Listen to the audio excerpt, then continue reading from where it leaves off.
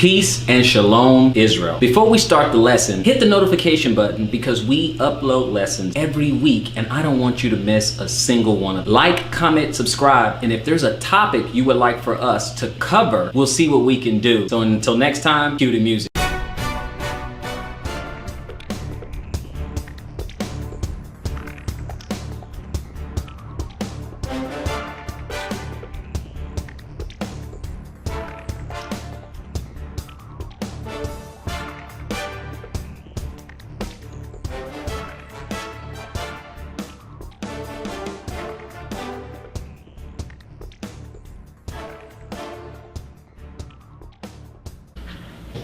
All praises to the Most High God of Abraham, Isaac, and Jacob. And peace to everyone joining us on this program. This is the Fountain of Israel Bible Studies program. And as always, it's an honor for me to stand before you on the Lord's holy and Sabbath day. This week, I wanted to do a lesson, and it's called the Messiah Complex. It's called the Messiah Complex. And the reason I'm doing this particular lesson is because I've actually heard the debate for a while, and it's between the idea of who is the Messiah. Now, the debate is between, is it Jesus, Yeshua, or is it David? And obviously, I'm Messianic, so it's not going to be a big surprise if I just say at the outset, yes, I think that Jesus the Christ, or Yeshua HaMashiach, is the Messiah. However, I want to make this disclaimer real quick. The large majority of the first part of this lesson, I'm not going to go through scriptures to prove that the Old Testament is talking about Jesus the Christ or Yeshua. I'm not talking about that. Okay? The only thing I will endeavor to unpack is whether or not the scriptures are talking about David literally being the Messiah. That is it. The reason I'm putting this disclaimer out there is invariably, you're going to get someone who they're Torah only. They don't believe that Christ is the Messiah, which is fine. However, I want you to understand, I want everyone to monitor the comment section. When we go through these scriptures, people are going to say, well, it doesn't say it's Jesus. It doesn't say it's Jesus. We'll prove that it's Jesus. Guess what? My point is not to prove that it is Jesus. What we're doing in this first part, a large chunk of scriptures, are going to be whether or not the scriptures are talking about David. That's what we're going to be dealing with. So when you see comments in the comment section, and we're talking the first 20 scriptures that we're going to go to, 20 or so scriptures that we're going to go to, I'm trying to unpack the idea, hey, are these scriptures actually talking about David literally being the Messiah? So when you see comments saying, oh, it didn't say Jesus, it doesn't say Jesus, we already know we're not going to play those games. We know the Old Testament does not say the word Jesus. And that, guess what? We're not even looking for that. We're not. We're just trying to see whether or not the scriptures is referring to David, Dawid, the king himself. And we're going to go right to those scriptures too. We're not going to run from any scriptures. We're going to just unpack them and just really deal with it as they are. Okay? So that's why I wanted to put this up front for those who are going to go in immediately, and we're going to go to Ezekiel and Hosea and Jeremiah and all these places, and they're going to say, it didn't say Jesus. See, that just tells you right there, they're not looking at the scriptures themselves. They want to just simply support their argument. They already have a presupposition. They're already thinking, hey, you know what? David is our king, and that's all there is to it. So no matter what I say, it's going to be rebutted with, it's not saying Jesus. Okay? So we're not playing that game. I'm not talking about Jesus or Yeshua or Yahweh Shai or anybody, whatever name you want to use. I'm not talking about them at all. I'm not. I'm going to deal with the scriptures on whether or not it is referring to David. With that, join me over in Ezekiel chapter 34. Ezekiel chapter 34. And this is where we're going to, and this is obviously some of the scriptures that they use right away, immediately, because it says David. So guess where we're going to go? Right to those scriptures, because I don't want anyone to accuse us, oh, you're avoiding the quote unquote obvious scriptures. So I don't want to avoid the obvious scriptures. I want to deal with it. And the only way to deal with a topic is you got to go head on and deal with it as it is. Amen? Mm-hmm. So let's just deal with it. Ezekiel 34. And let's start at chapter 23, if you will. Go ahead. chapter 34, verse 23. I'm sorry, verse 23. And I will set up one shepherd over them, and he shall feed them. Even my servant David, he shall feed them. He shall be their shepherd. And I, the Lord, will be their God, and my servant David a prince among them. I, the Lord, have spoken it. Okay, so if you read that, the argument, the debate is pretty much over. It said David. But see, what we have to do is we have to dig a little bit deeper to make sure we understand what we think we understand. You want to be sure, right? You don't want someone to come along and short circuit you. You're so confident, you're so sure, and then someone can come along and, trip you up. So we don't want this to be a stumbling block. We want to deal with it. It said clearly, and I will set up one shepherd over them, and he will feed them, even my servant David. He shall feed them, and he shall be their shepherd. And I, the Lord, will be their God, and my servant David a prince among them. I, the Lord, have spoken it. No problem. Go on over to chapter 37. You're still in Ezekiel, but I want you to go to chapter 37. And we're going to pick it up in the same spot. Verse 23. Neither shall they defile themselves any more than their idols, nor with their detestable things, nor with any of their transgressions.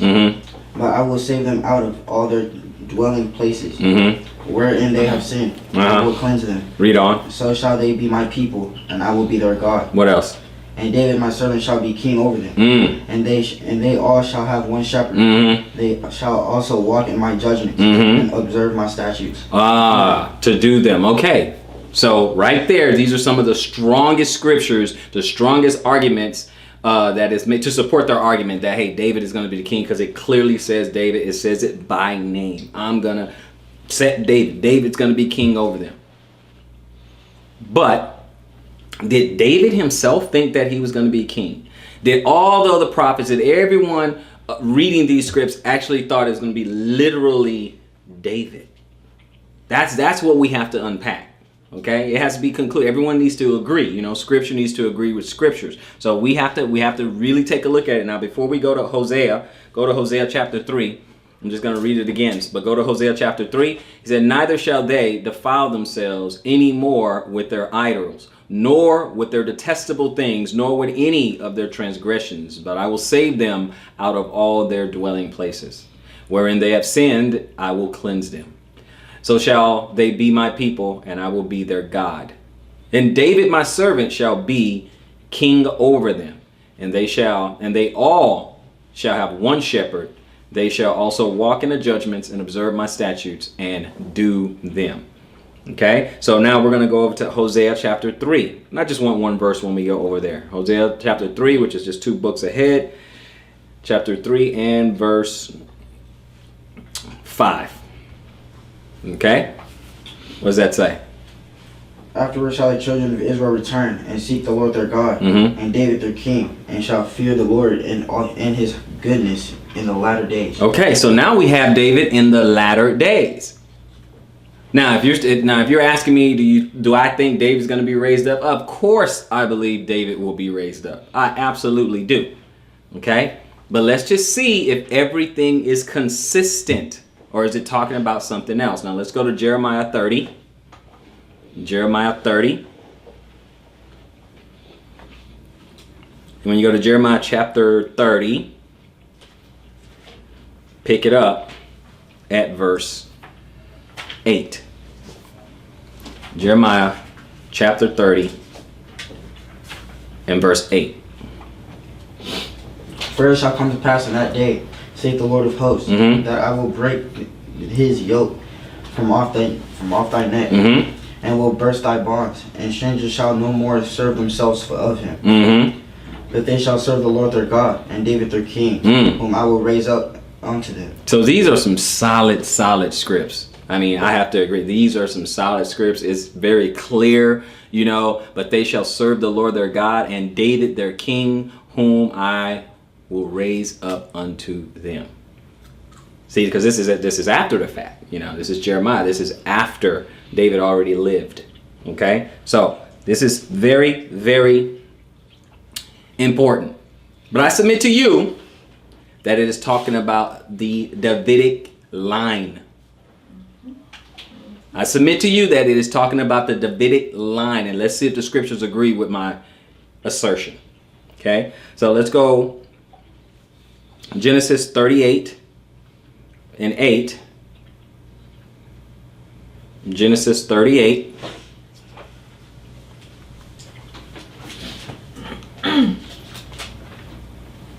Okay, because I want to look up this because they're going to raise up David. Okay, now check this out. Look in Genesis 38, read verse 8 for me, brother. And Judah said unto Onan, Go in unto thy brother's wife, and marry her, and raise up seed to thy brother. And raise up seed to thy brother. Okay, so this is Judah just telling, his son, this is the Levirate law here, but I want you to understand that phrase. And raise up seed. I want you guys to remember that phrase. Raise up seed. Because I will raise up David. Raise up seed. So join me over in Deuteronomy 25. Go to Deuteronomy chapter 25. We're not done. We need more to unpack this. We need a little bit more. Deuteronomy 25. Okay, when you get there, give me verse 7. Okay. And if the man like not to take his brother's wife, let his brother's wife go up to the gate unto the elders, and say, My husband's brother refused to raise up unto his brother a name in Israel. He will not perform the duty of my husband's brother. Still talking about the Levirate. If the guy did not want to perform the duty, that means if he has a brother, his brother has a wife, they have no children, it was the brother's duty to, after his brother died, the one living, is his duty to go to that sister and impregnate her, so that his brother's name will stay in Israel. Okay, we understand that? But the phrase is raise up. Okay, they need to raise up seed. Okay, and as you see here, the woman was insulted. So this was culture. This is what they did. Okay, the woman was insulted, and she went to complain to the elders, like, "Hey, look, he don't want to do the duties of a brother."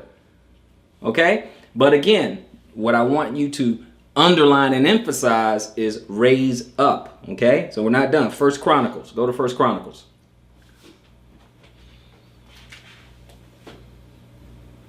First Chronicles, chapter 17. One verse. Verse 11. And it shall come to pass, when thy days be expired, that thou must go to be with thy fathers. What else? That I will raise up thy seed after thee, which shall be of thy sons, and I will establish his kingdom. I will raise up seed after thee. Talking about David. So he's going to raise up seed after him. But we're not done. We're not done. That's not the whole thing. That's not the whole enchilada. I just want to kind of whet the appetite so you can see what's happening here, what's transpiring here. Okay? Go to 2 Samuel, if you will. Go back to 2 Samuel. A couple of books, 2 Samuel, chapter 7. Okay? And when we get there, I want to start at verse 12. 2 Samuel chapter 7, verse 12. When you get there, let the Bible speak. And when thy days be fulfilled, and thou shalt sleep with thy fathers, I will set up thy seed after thee, which shall proceed out of thy bowels, and I will establish his kingdom. Okay, what else? He shall build an house for my name, and I will establish the throne of his kingdom forever. Okay, so the Davidic dynasty, he said, once it's established, it will be established forever. That line will be established forever. Okay? So, it says, and he will build a house for my name, and I will establish the throne of his kingdom forever. Okay? So we definitely want to remember that. Now, go to verse 16. Verse 16. And thine house and thy kingdom shall be established forever before thee. Thy throne shall be established forever. Okay, so the Davidic line, that kingly line, that Davidic throne will be established forever. Okay? All right, so that's what we're talking about. His line will be established forever. Now we know that after David there was Solomon, then after Solomon it broke off, the kingdom split and all that. We understand that. Okay, we understand that. But that throne that is to come, it is still the throne of David. Do we understand that? Okay, it's still the throne of David, but we're still going. Okay, now Go to verse 25. You're still in the same chapter. Just drop down to verse 25, if you will. Go ahead. And now, O Lord God, the word that thou hast spoken concerning thy servant, Mhm. concerning his house, establish it forever, Mhm. and do as thou hast said. What else? And let thy name be magnified forever, Mhm. saying, the Lord of hosts is the God over Israel. Yes. And let the house of thy servant David be established before thee. And that is what is established before thee. The Davidic line is established. That Davidic line is established. It's not going anywhere, okay? But there were some conditions that we did have. I had mentioned to you it was David and Solomon, and it broke up after Solomon and all that. You had the northern kingdom and the southern kingdom. We know that, right? We know that, okay? But let's take a look at something real quick. Go to 1 Kings, okay? Very next book. Go to 1 Kings in chapter 2, okay? 1 Kings chapter 2, and we're going to pick it up at verse 1. Let's see this, because it was conditional on the kid's behavior, okay? But let's take a look at it. Start at verse 1. 1 Kings 2 and 1. Now the days of David drew nigh that he should die, Mhm. and he charged Solomon his son, Mhm. saying, I go the way of all the earth. Mhm. Be thou strong therefore, and show thyself a man, Mm-hmm. and keep the charge of the Lord thy God, Mhm. to walk in his ways, to keep his statutes, and his commandments, Mhm. and his judgments, and his testimonies, as it is written in the law of Moses, Yes. that thou mayest prosper in all that thou doest, Mm-hmm. and whithersoever thou turnest thyself, Mm-hmm.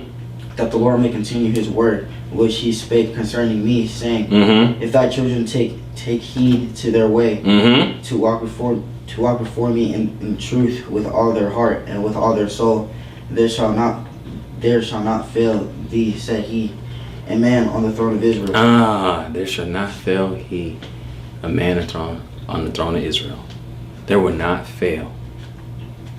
But it was a big condition on there. See, now he was pretty much just almost saying his last words there when he was talking to Solomon, because he dies pretty soon after that. But if I just back up a little bit to verse 3, he said, verse 2, he said, I go the way of all the earth, be thou strong therefore, and show thyself a man, and keep the charge of the Lord thy God, to do what? To walk in his ways, to keep his statutes and his commandments and his judgments and his testimonies, as it is written in the law of Moses. So he's saying, keep Torah, that thou mayest prosper in all that thou doest, and whatsoever thou turn thyself. So no matter what, do that. Do that. And then in verse 4, he said, that the Lord may continue his word that he spake concerning me. Okay, talking about David, that he spake concerning me, saying, if thou children take heed to their way. If, that big word right there. If thy children take heed to their way, to walk before me in truth with all their heart and with all their soul, there shall not fail thee, said the Lord, a man on the throne of Israel. That was a big if, and we know they failed on that if, okay? But it's okay. We're not done.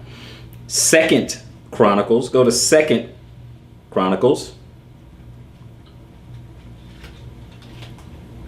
Second Chronicles, chapter 6.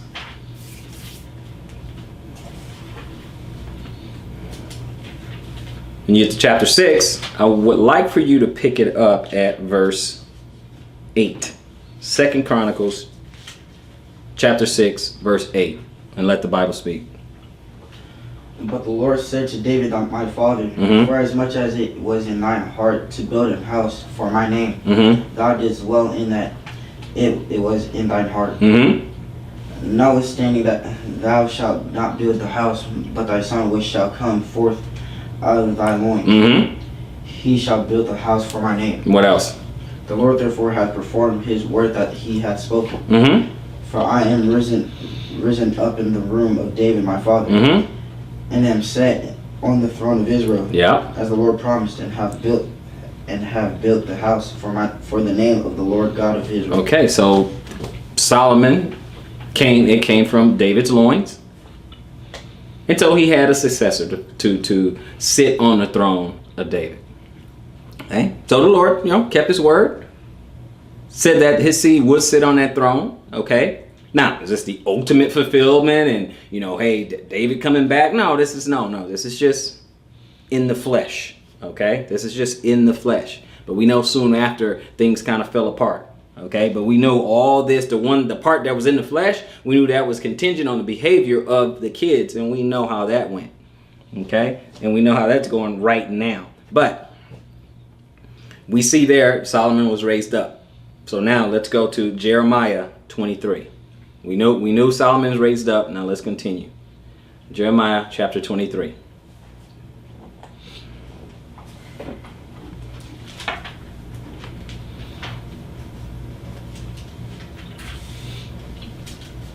So things start to take a little turn, it changes a little bit with this language here. 23. Give me verse 5, if you will. Behold, the days come, saith the Lord, that I will raise unto David a righteous branch, and the king shall reign and prosper, and shall execute judgment and justice in the earth. Look at that for a second. That's worded a little different. And the prophets knew of the other prophets, especially when some of the prophets would even mention some of the other prophets, right? So they were aware, they were aware. So it says, behold, the days come, said the Lord, that I will raise unto David, or I will raise David. Unto David a righteous branch. That means it's stemming from David, right? That's what branches stem from the tree, right? So I will raise unto David a righteous branch, and a king shall reign and prosper, and shall execute judgment and justice in the earth. The language is a little bit different. Interesting. Let's read verse 6 real quick, because things change just a tiny bit. Verse 6, what does that say? In his days Judah shall be saved, and Israel shall dwell safely. And this is his name, whereby he shall be called the Lord our righteousness. The Lord of righteousness. Interesting. It's going to be the Lord of, okay, so the Lord of righteousness. So my question is, are we talking about David? But I'm going to let you answer that for yourself. Are we talking about David? But we're not done. Okay. Now we saw that in Jeremiah. It said that I will raise unto David a righteous branch. That is an extension of, it stems out from David. No problem. You're still in Jeremiah. Go to chapter 30. Jeremiah. Chapter 30. Okay, chapter 30. All right, verse 9. Give me verse 9. But they shall serve the Lord their God, and David their king, whom I will raise up unto them. Okay, it's going to raise up unto them. That's that phrase again. Raise up. Talking about a kingly line. But that's okay. That's okay. Talking about a kingly line. Go to 1 Kings 11.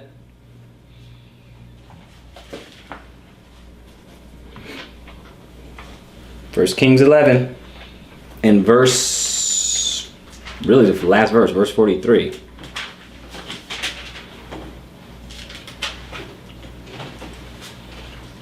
Okay, so it kept going, just a succession. Okay, actually, let's go to 42. So 1 Kings 11, read verse 42.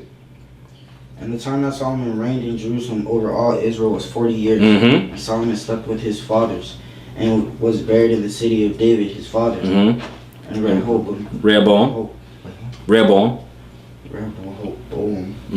his son, reigned in his stead. Okay. So you see right here, Solomon slept with his fathers and was buried in the city of David, his father, and Rehoboam, his son, reigned in his. Okay, that's the natural part. Okay, the flesh. Okay, was going. That's another king on the throne. Okay, we're not done. Go to verse 14, or chapter 14. 1 Kings 11 and 14. Verse 14. Chapter, it's chapter 14, verse 31. And Rehoboam slept with his fathers, and was buried with his fathers in the city of David. And his mother's name was Naamah. The Ammonites. The Ammonitess. And Abijam, his son. His son reigned in his stead. Okay, so we see a succession: David, Solomon, Rehoboam, and Abijam, okay, are still reigning. Okay, so it kept going, it's going, it's going, it's going. Now it's going over to Psalm 89. Psalm 89. Okay, Psalm 89.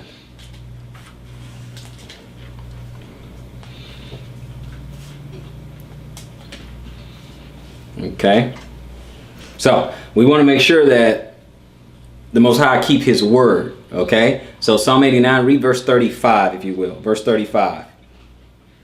Once have I sworn by my holiness that I will not lie unto David. So one, we know he's not going to lie to David, right? Okay, so now we know he's not going to lie to David. And what's he say in 36? His seed shall endure forever. His seed shall endure forever.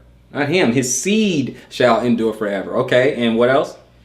And his throne as the sun before me. Okay, and then his throne is going to endure forever as well. His throne will endure forever. His seed will endure forever. His throne will endure forever. I need us to understand that. I need us to get that in our consciousness. Okay, now watch this. Since you guys are in Psalm already, go to 132. Psalm chapter 132.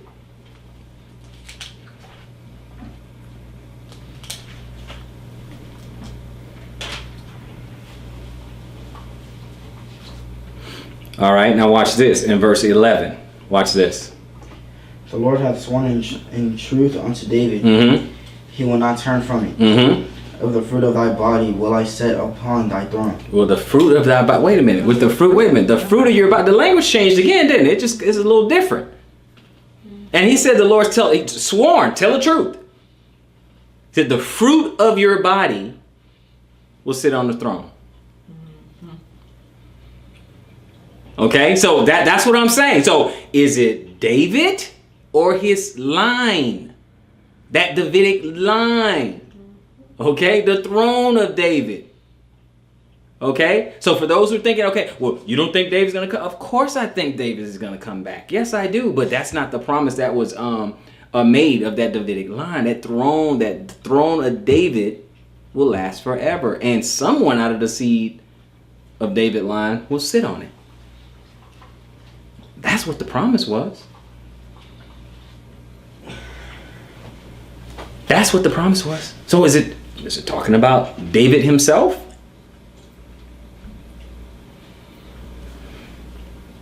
So I want everyone to understand. I did not bring up Messiah whatsoever. The first 25 minutes, 30 minutes of this lesson, I didn't bring up Messiah at all. I want those who believe that it is David, I want them to examine those scriptures. That's all I wanted to do. Again, so when I get the keyboard commandos, oh, well, don't comment. I didn't bring up Messiah. I didn't bring that up. Okay? The question that's on the table is it David? Did David even think he was talking about himself? Or that Davidic line? That throne? That's what we're talking about. That's the question that's on the table. Because you're already going to get the rebuttal. Oh, well, it's not talking about Jesus. It's not. Okay, I wasn't talking about that either. That's all I'm saying. So I'm going to go into the next part of this. Next part of this lesson, I'm going to need to pull out if someone can get my apocrypha, because I'm actually going to need that.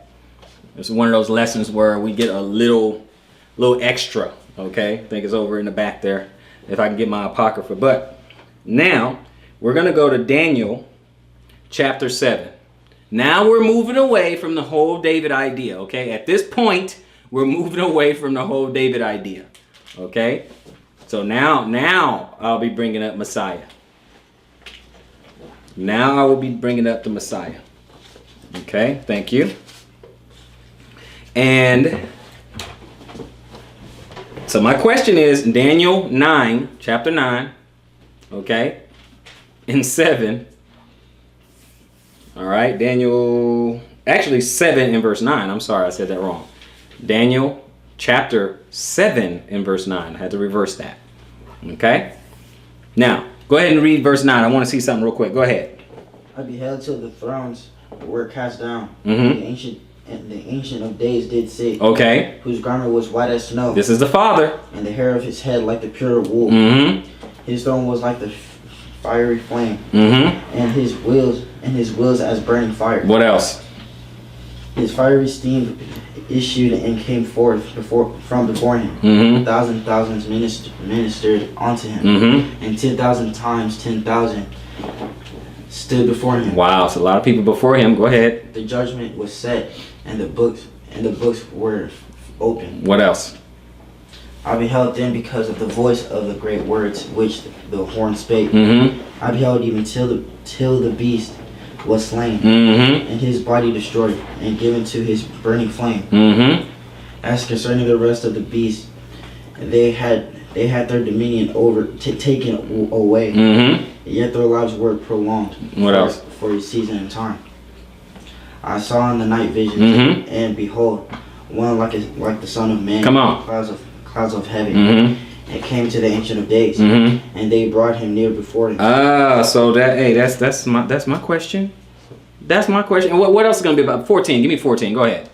And there was given him dominion and glory Mm-hmm. and a kingdom, that all people, nations, and languages should serve him. Mm-hmm. His dominion is an everlasting dominion, Mm-hmm. which shall not pass away, Mm-hmm. and his kingdom that which shall be not destroyed. You shall not be destroyed. So my question is this David? That's the question. See, that's the question that you have to ask yourself. Because I know there's a struggle. There's a lot of debate out there. I'm fully aware of the debates. Okay, I am. I'm fully aware, but I'm just trying to look at a biblical view. I can get into some extra biblical texts. I can go into some of the other works of what people thought in history. Okay, what people thought in history. I could go there. Okay, but time would not allow me to do it at this time. I may go in a little bit more in depth at another time. I'm just trying to give you guys an idea. I want you to think about and consider some of the things that are available to us in Scripture right now. Is it David? So he says, and I beheld till the thrones were cast down, and the Ancient of Days did sit. Can we agree that's the Father? Mm-hmm. Okay. Whose garments was white as snow, and hairs on his head were like pure wool. That's an interesting description. His throne was like the fiery flames, and his wheels as burning fire. I'm just going to drop down a little bit and drop down to verse 13. And I saw in the night vision, and behold, one like the Son of Man came with the clouds of heaven, and came to the Ancient of Days, and they brought him near before him. All you have to do is ask yourself, is that David? That's it. That's all you have to do. Now, I know we're going to go to Isaiah 53, and I know, and don't trust me, I already know people say, some people, a few people say it's David. A lot of the other people say that, and I'm talking about those who do not believe in Messiah, they're going to say that this is just the nation of Israel, okay? But you ask yourself as you go through it, is it talking about the nation of Israel, okay? So I want you to go to, let's see, Isaiah 53. And I usually don't like to use this script at all to prove who the Messiah is or whatever, but this is not a debate. This is a lesson, okay? This is just a lesson. This is not a debate.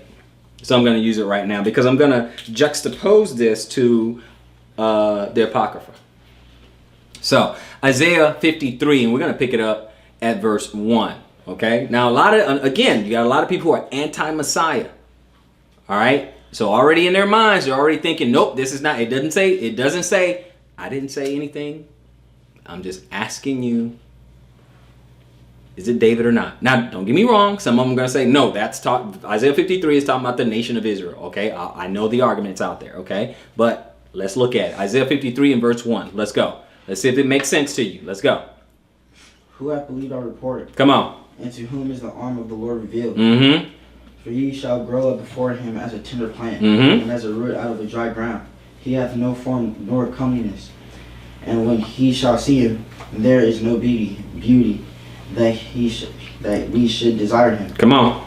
He is despised and rejected of men, a man of sorrows, and acquainted with grief. Mm-hmm. And we hid as it were our faces from him. Mm-hmm. He was despised, and he esteemed him not. Mm-hmm. Surely he hath borne our griefs and carried our sorrows. Yet we did esteem him stricken, smitten of God, and afflicted. But he was wounded for our transgressions. He was bruised for our iniquities. And the chastisement of our peace was upon him. And with his stripes we are healed. Yeah. All we like sheep have gone astray. We have turned everyone to his own way. And the Lord hath laid on him the iniquity of us all. This is saying a lot. This is saying a lot. But go ahead. Go ahead. He was oppressed and he was afflicted. Yet he opened not his mouth. Okay. He is brought as a lamb to the slaughter. And as a sheep before her shears is dumb. Right. So he openeth not his mouth. Painting a picture for us. Painting a word picture. Go ahead. He was taken from prison and from judgment. And who shall declare his generation? For he was cut off out of the land of the living. For the transgression of my people was he stricken. So Israel was cut off for Israel. Interesting. Now, for a sacrifice to be acceptable, now we're just going by Torah. For a sacrifice to be acceptable, it should be without spot and without blemish. The last time we checked Torah, correct? So is Israel as a nation spotless and without blemish to be a sacrifice for the rest of Israel? That's all I'm saying. Keep going. He said in verse 8, he said, and he was taken from prison and from judgment, and who shall declare his generation? I don't know if that fits, but hey, that's up to you. I want you guys to make your own determination. For he was cut off out of the land of the living. For the transgression of my people was he stricken. Verse 9, go ahead. And he made his grave with the wicked and with the rich in his debt, because he had done no violence, neither was any deceit in his mouth. No deceit in Israel's mouth? Can we say there's no deceit in Israel? Okay, keep going. Yet it pleased the Lord to bruise him. He hath put him to grief.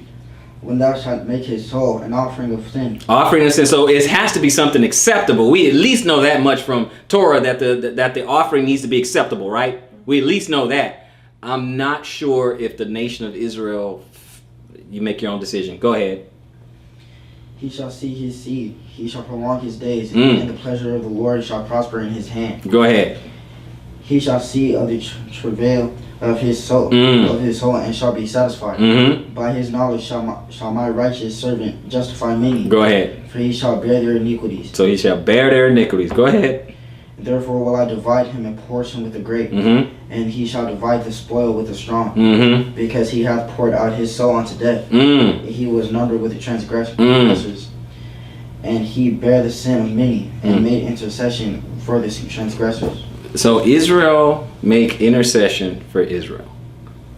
See, what you have to do, you have to go back and you have to make it line up with Torah as far as offerings, sacrifices, and standing in place of someone, stuff like that. I mean, even the priest had to clean himself up before he can even offer your offerings, right?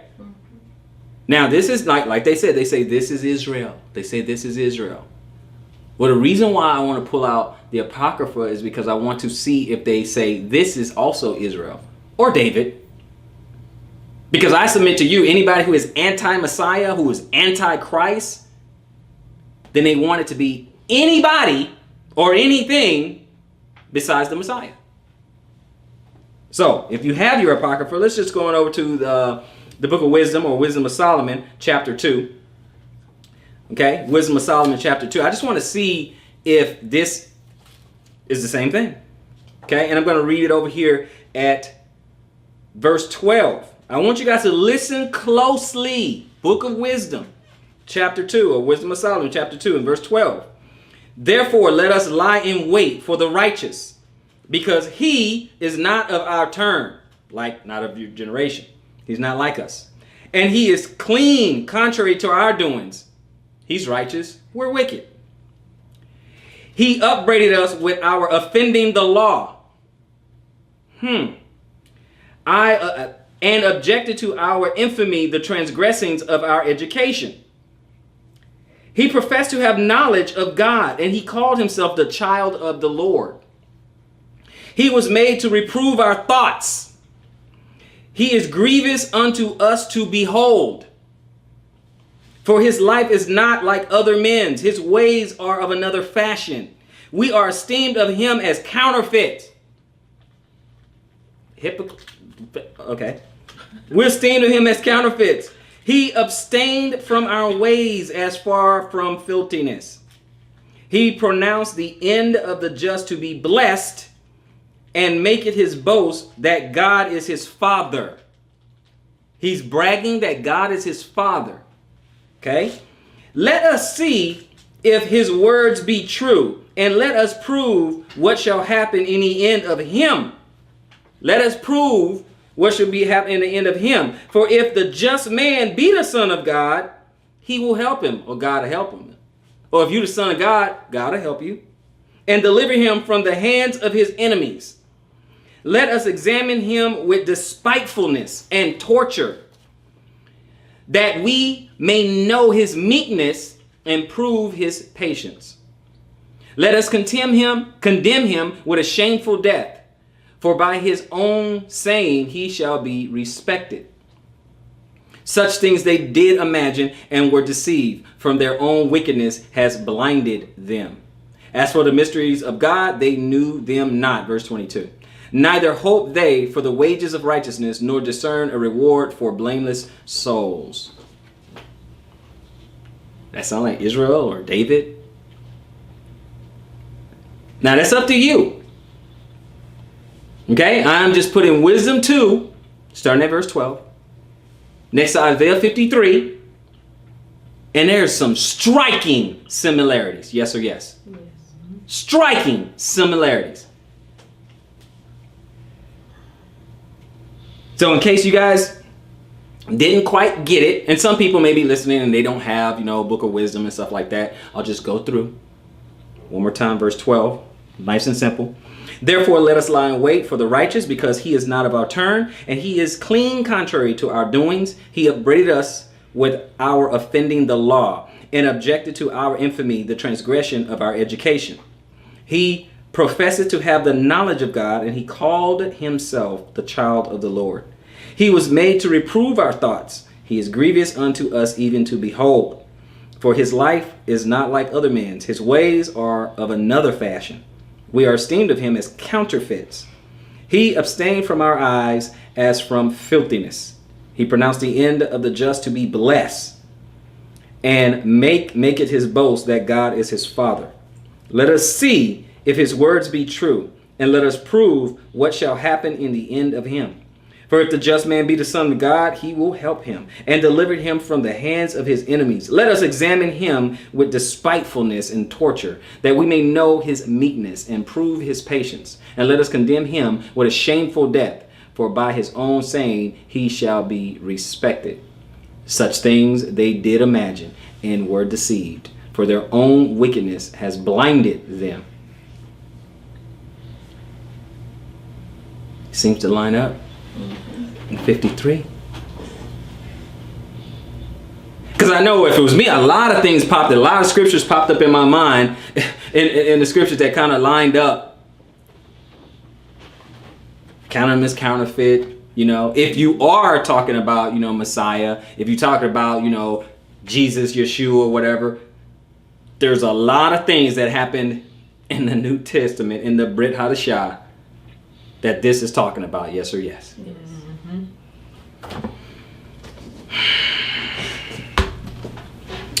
Okay.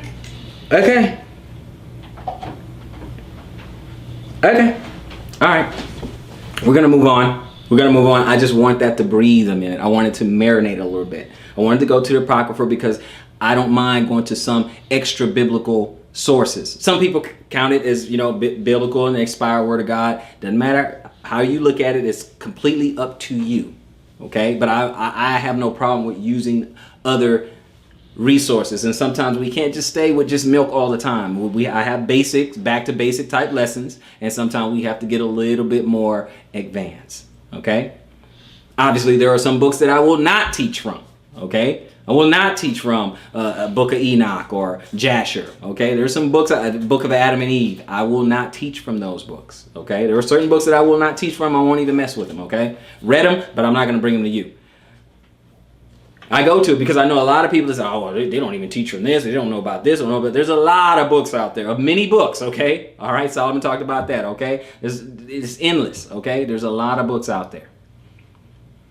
We just have to do our own due diligence, okay? So let's go ahead look at this real quick, okay? Because we're talking about his Davidic line, and big, majestic things have to happen. Go to Job 19. Big, majestic things have to happen. Job chapter 19. Job chapter 19.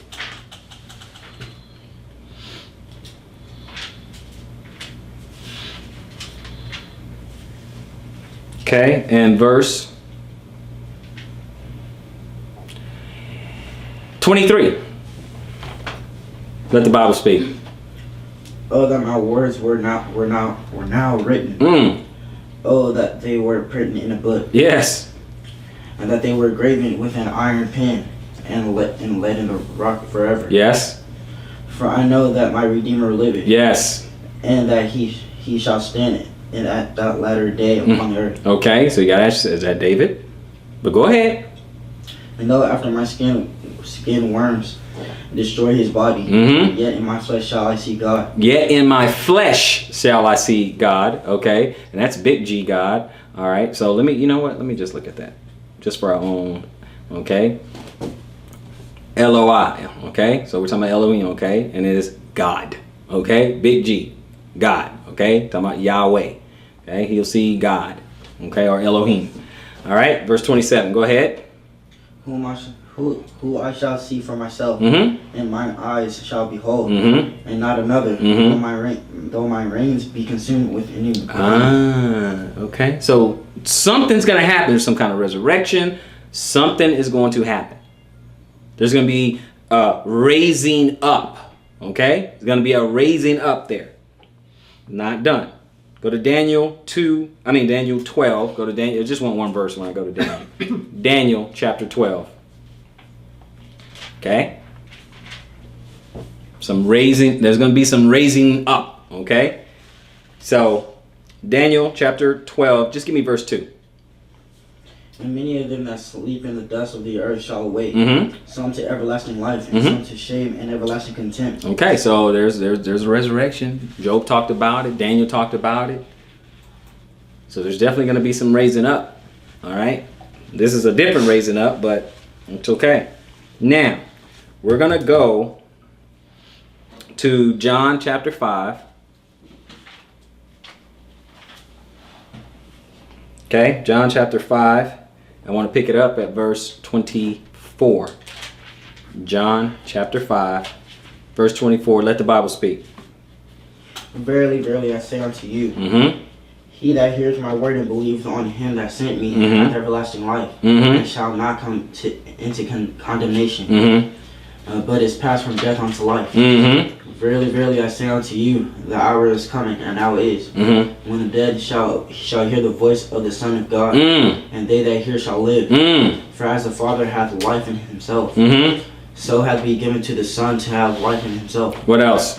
And hath given him authority to execute judgment also, because he is the Son of Man. Because he is the Son of Man. Now, this is the first time, if you guys notice, this is the first time we've even gone into the New Testament. We're 45 minutes into this lesson.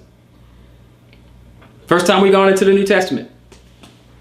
Okay? Because I wanted the Spirit to kind of speak to you and let it sink into you so that you can figure this thing out for yourself. You notice I didn't push, hey, it's Jesus, it's Yeshua, it's Yahweh Shai. You didn't hear me do that. You didn't hear me say all that. It's up to you to draw your own conclusions. Obviously, this is a messianic faith, but I wanted you to see what the scriptures are saying to you without the extra commentary of pushing, hey, this is who it is, this is who it is, this is who it is. I was just letting you, hey, it start to say something to you. Instead of me, I let the scripture say something to you. Amen? That's what we're talking about right there. So now, Christ, that was Christ talking about a resurrection. So yeah, now we are on to Christ talking about the resurrection, okay? So we're not done, so go to Psalm 22. We're going to get a couple of these quick verses here. Psalm 22 and verse 8. Okay.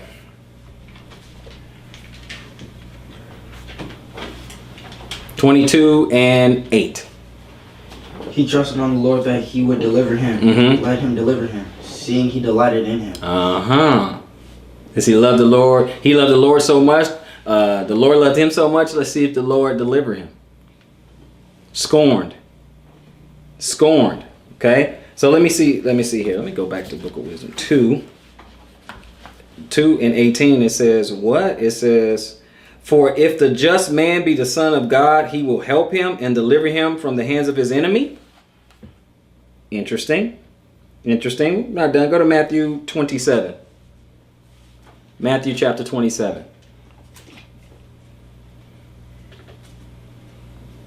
Matthew chapter 27.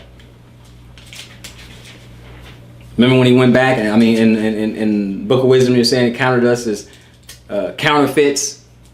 Talking about, we were both, that we know the law. He made fun of our education and stuff like that. Didn't he always mess with the scribes and the Pharisees, talking about hypocrites? Mm-hmm. And then they asked him a question. He said, well, what does the law say?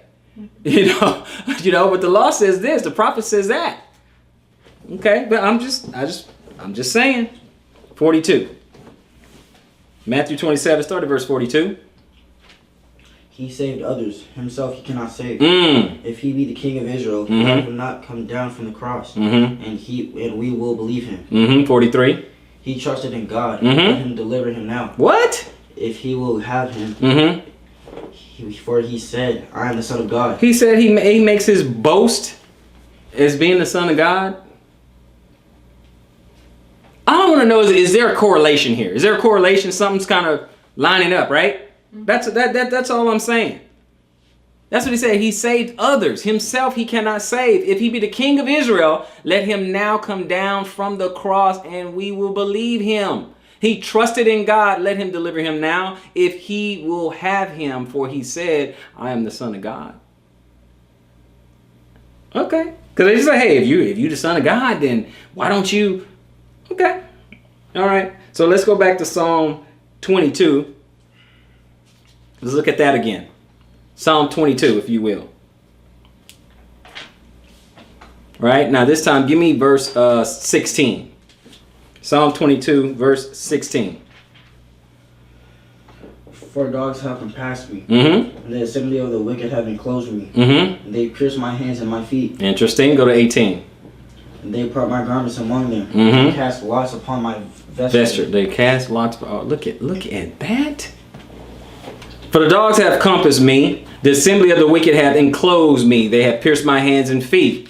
Verse 18. They part my garments among them and cast lots upon my vesture. So we're going to go on over to John chapter 19. John chapter 19. Now we are talking about the Messiah now. Okay, full disclosure, we are talking about the Messiah now. 23, verse 23. John chapter 19, verse 23. Let the Bible speak.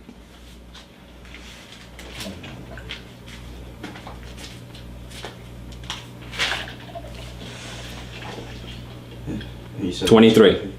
And then the soldiers, when they had crucified Jesus, took his garments and made 4 parts. To every soldier a part. And also his coat. Now the coat was without seam. Woven from the top throughout. What else? They said, therefore, among themselves, let us not rend it, but cast lots for it. They cast lots for my vesture? You think I'm making this up? That's why I said I want the scriptures to say something to you. They said before themselves, let us not rend it, but cast lots for it. For who shall it be? Like, who's going to get it? Go ahead.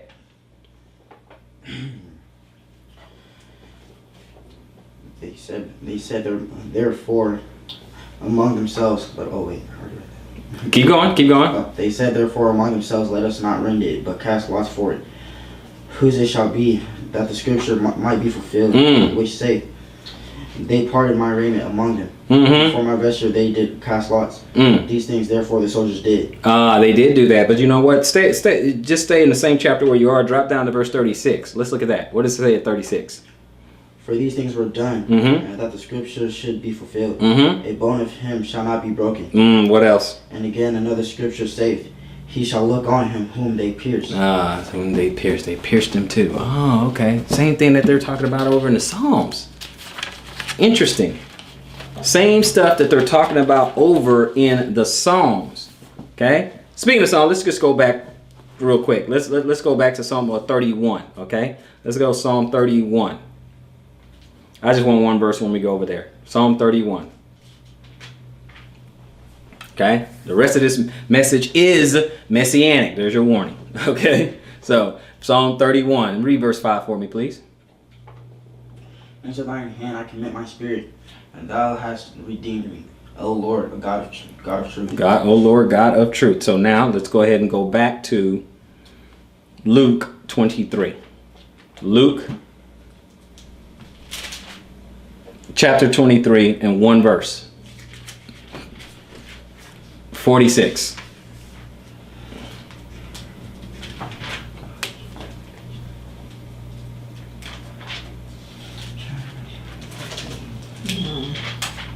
Verse 5. 46. Luke 23, 46. And when Jesus had cried with a loud voice, he said, Father, into thy hands I commend my spirit. And having said thus, he gave up the ghost. Okay, we just read that in Psalm 31. And it's it is interesting that we're saying, we're comparing, going back and forth. Now let's just see if the Messiah thought that all this stuff that is written had anything to do with him. Because we asked, did David think that those things had to do with him? But now let's see if the Messiah think those things do. Go to John. Go to John. John chapter 5. John chapter 5 and verse 39. John chapter 5, verse 39. What does that say? Search the scriptures, Mm-hmm. for in them ye think ye have eternal life, Mm-hmm. and they are they which testify of me. What? Read that again. Search the scriptures, for in them ye think ye have eternal life, Mm-hmm. and they are they which testify of me. Read on. And ye will not come to me, A lot of people who are anti-Messiah will not come to him, or anti-Christ. Go ahead. that ye might have life. Mm-hmm. I receive not honor from men, Of course not. but I know you, that ye have not the love of God in you. Go ahead. I am come in my Father's name, Mm-hmm. and ye receive me not. Anti-Messiah. Go ahead. If another shall come in his own name, Him ye will receive. how can ye believe which receive honor one of another, Mm-hmm. and seek not the honor that cometh from God only? Mm. And do not think that I will accuse you to the Father. Mm. There is one that accuseth you, Mm-hmm. even Moses, in whom ye trust. Mm-hmm. You trust in that Torah, but guess what's going to accuse you? That Torah. Go ahead. For had ye believed Moses, Mm-hmm. ye would have believed me, Because of what? for he wrote of me. Because he wrote of me? What? Go ahead. But if ye believe not his writings, Mm-hmm. how shall ye believe my words? Now, does this speak to people who are anti-Christ? Okay. Say, I know you think you got Torah. You think you got Moses and the prophets and Torah and all that, but it's talking about me. Why are you going to believe something that comes from a man? Another dude's coming. Okay, some of them, they think, it's David and all that. Another dude is coming. You believe that. But you don't believe something that comes from God. But I know you, that ye have not the love of God in you. I come in my Father's name, and you receive me not. If another shall come in his name, in his own name, him you shall receive. How can ye believe? Which receive honor one from another, man to man, one from another, and seek not the honor that cometh from God only. You don't want that. I'm trying to help you. You don't want that. Do not think that I come to accuse you of the fire. There is one that accuses you, even Moses, in whom you trust. You think you got it. figured out. I'm talking to my Messianics. But you see, now do you see your position when you're looking at someone or talking to someone who is anti-Messiah? You see that? Luke 24. I just want one verse there. Go back one book. Luke chapter 24. Okay.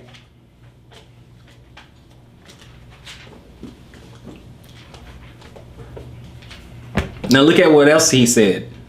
Okay, when you get to Luke and you're 24, I want you to give me verse 44. He said, Moses, talking about me. What else it said in verse 44? Luke 24, 43. And 44, I'm sorry, 44. And he said unto them, these are the words which I spake unto you, while I was yet with you, that all things must be fulfilled, which were written in the law of Moses, and in the prophets, and in the Psalms concerning me. What? This is what we're talking about here? All things must be fulfilled, which are written in the law of Moses, and in the prophets, and in the Psalms concerning me. Did we not go to the law and the prophets and just kind of jump back and forth, back and forth? We went to the Old Testament jumping around, right? It said he said is concerning him.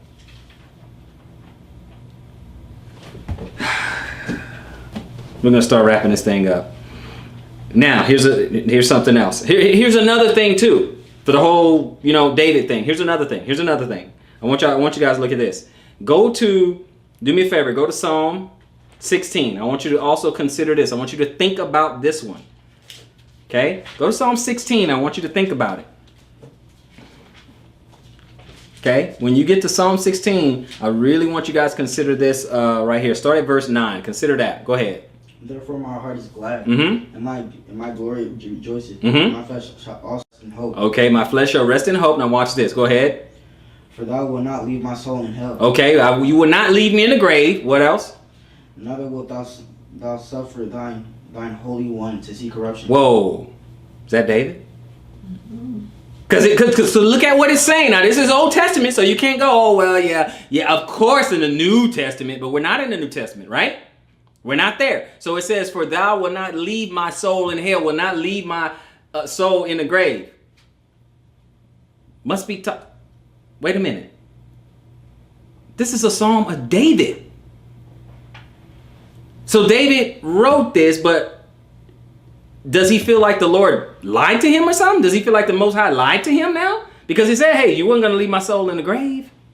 Neither wilt thou suffer thy Holy One to see corruption. Y'all know what bodies do, right? They corrupt. They decay. Yes or yes? Did David's body decay? Yep. Oh, okay. There's really nothing more. I want you to consider that for a second. Okay? Let's go ahead and finish with 11. He said in verse 10, he said, For thou wilt not leave my soul in hell, neither wilt thou suffer thine Holy One to see corruption. Go ahead, let's finish that. Go ahead.